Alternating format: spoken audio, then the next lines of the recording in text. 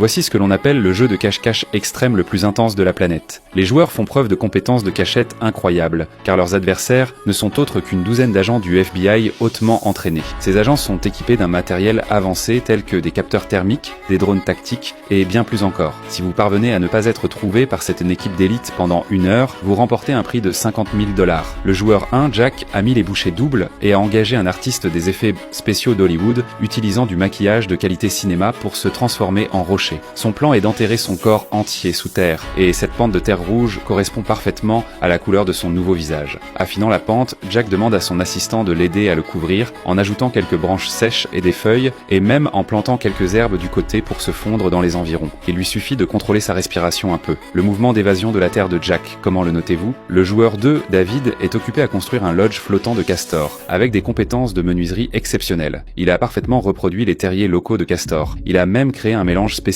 d'urine pour tromper les chiens de suivi. En plus de cela, il a équipé un périscope pour surveiller les mouvements du FBI, donc il a tout prévu. Ensuite, David met une combinaison de plongée, se cache dans le fourreau flottant et nage au milieu du marais. De loin, son déguisement semble impeccable, et l'espace intérieur est en fait assez spacieux aussi, bien que rester immergé dans l'eau ne soit pas l'expérience la plus confortable. Quant au joueur 3, Ginny, il a décidé de fabriquer une boîte d'allumettes pour se cacher. Il pense que les endroits les plus dangereux sont souvent les plus sûrs. Il place la boîte près d'un bâtiment, la rendant totalement discrète. Les chasseurs ne s'attendront probablement pas à cela, puisqu'il est rare de voir une approche aussi simple dans un jeu à enjeu élevé comme celui-ci. La simple boîte en bois cache en réalité un petit tour. Il faut se pencher et regarder de près pour repérer Ginny cachée à l'intérieur. Le temps de cachette est presque écoulé et l'équipe du FBI est prête à commencer. Qui réussira à rester caché pendant toute l'heure?